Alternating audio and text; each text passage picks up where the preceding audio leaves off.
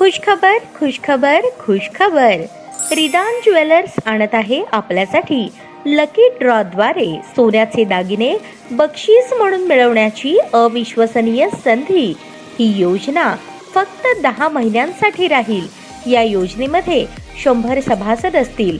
प्रत्येक महिन्यामध्ये एक चिठ्ठी लकी ड्रॉद्वारे आपल्या सर्वांसमोर काढण्यात येईल. ज्या सभासदाची चिठ्ठी निघाली त्यांनी त्यापुढे कोणतेही हप्ते भरायचे नाहीत. दरमहा 2000 रुपये भरा व लकी ड्रॉ मध्ये आपली चिठ्ठी निघाल्यास 20,000 रुपयांचे सोन्याचे दागिने बक्षीस म्हणून मिळवा. दरमहा 3000 रुपये भरा व लकी ड्रॉ मध्ये आपली चिठ्ठी निघाल्यास 30,000 रुपयांचे सोन्याचे दागिने बक्षीस म्हणून मिळवा.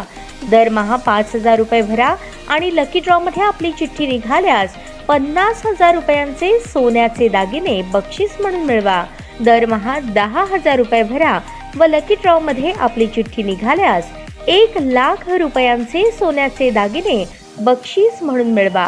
सर्व दागिने 20 व 22 कॅरेट शुद्धतेच्या हमीचे व हॉलमार्क शिक्क्यासहित देण्यात येतील. आजच आपली नाव नोंदणी करून लाभ मिळवा. आमचा पत्ता रिदान ज्वेलर्स, चांदणी चौक, फॉरेस्ट, सोलापूर.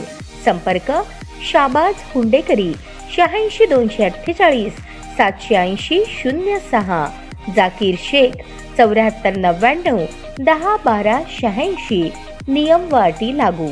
लोकसभेतील विरोधी पक्षनेते काँग्रेसचे राहुल गांधी यांनी खासदार प्रणिती शिंदे यांच्यासह राज्यातील आमदार, खासदार, काँग्रेसचे नेते मंडळी यांनी परभणी येथे जाऊन मयत सोमनाथ सूर्यवंशी, लोकनेते विजय वाकोडे यांच्या कुटुंबियांची भेट घेतली आणि त्यांचे सांत्वन केले. पोलीस कोठडीत बेदम मारहाण करून सोमनाथ सूर्यवंशी यांची हत्या करण्यात आली. त्यांच्या मृत्यूची न्यायालयीन चौकशी करून कुटुंबियांना न्याय मिळाला पाहिजे, असे खासदार प्रणिती शिंदे म्हणाल्या. परभणी येथे संविधान प्रतिकृतीची विटंबना झाल्यानंतर आयोजित आंदोलन सहभागी झाल्याच्या कारणावरून सोमनाथ सूर्यवंशी या तरुणाला अटक करण्यात आली. पोलीस कोठडीत बेदम मारहाण करून सोमनाथ सूर्यवंशीची हत्या करण्यात आली. यास पोलीस आणि सरकार जबाबदार आहे. त्यांना अटक केल्याचे त्यांच्या कुटुंबियांना सुद्धा माहिती देण्यात आली नव्हती. मारहाणीमुळे मृत्यू झाला म्हणून शवविच्छेदनाच्या अहवालात स्पष्ट नमूद केले आहे. सरकार सत्य लपवत आहे. संविधानप्रेमी सोमनाथ सूर्यवंशी यांच्या मृत्यूची न्यायालयीन चौकशी करून त्यांच्या कुटुंबियांना न्याय द्या, अशी मागणी करण्यात आली.